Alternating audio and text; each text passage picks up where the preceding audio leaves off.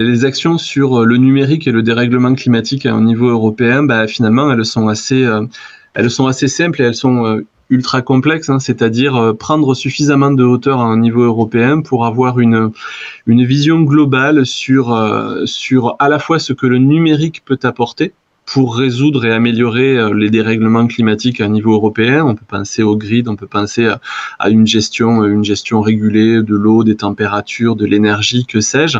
Mais dans le même temps, pour éviter finalement de rajouter des émissions de gaz à effet de serre là où on essaye d'en enlever, c'est d'être aussi capable de maîtriser ce numérique et de le mesurer. Et si je devais résumer un petit peu à la fois ce côté problème et solution, ce serait finalement d'être capable de développer une démarche ou une trajectoire qui permet de comprendre les problèmes, l'intérêt, les avantages, de les mesurer, et puis à un moment donné, à un niveau politique et à un niveau organisationnel, de déployer les solutions qu'on a considérées comme pertinentes. Donc, par rapport à cette question, numérique et dérèglement climatique, le numérique est à la fois problème et solution, mais pour ça, il faut comprendre, mesurer, décider et agir.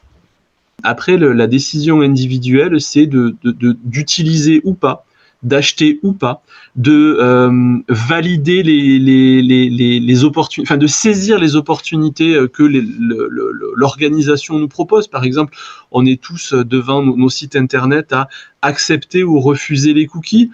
C'est essayer de comprendre et de saisir ces opportunités pour finalement utiliser pleinement son droit de citoyen et les droits qu'on nous laisse à disposition, et pas de se mettre en position systématiquement de subir le numérique.